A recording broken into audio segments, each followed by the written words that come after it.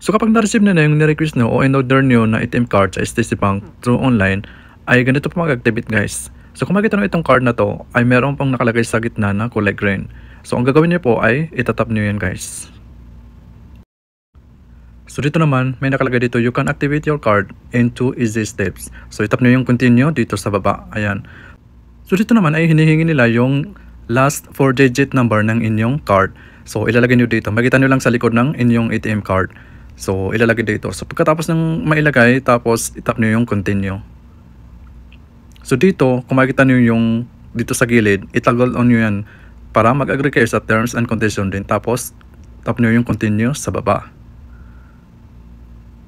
Then dito makaka-receive kayo ng verification call. So marami pa akong nababasa sa comment section doon sa previous video ko na naka-receive naman daw sila ng verification call, tapos hindi daw nila ma-verify kasi mali daw yung nailalagay nila. So ang gawin nyo lang po ay i-loudspeaker nyo po yung mobile nyo para maintindihan nyo po yung instruction nila. So katulad po ng gagawin ko. So pag nakita na tumatawag po sila ay i-accept nyo kaagad yung tawag ng bangko.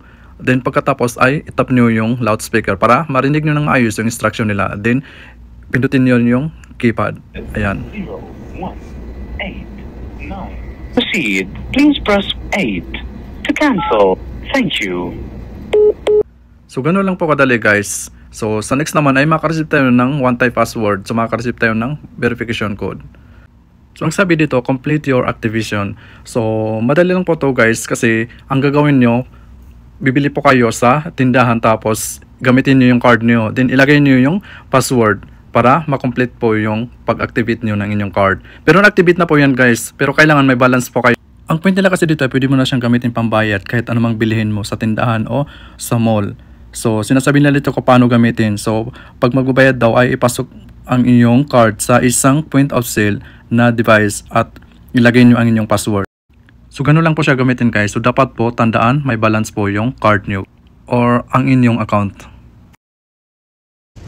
So ito na guys, pumunta ako sa grocery, so may binili ako. So naisipan ko na gamitin ko lang yung new STC card ko para makita ko kung okay na siya. So ito na guys, okay na yung ATM card na in-order ko sa STC Bank.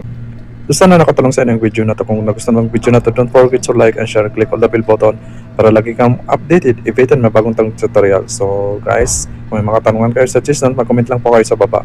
So hanggang dito na lang, maraming salamat. Thank you for watching. God bless, stay safe always.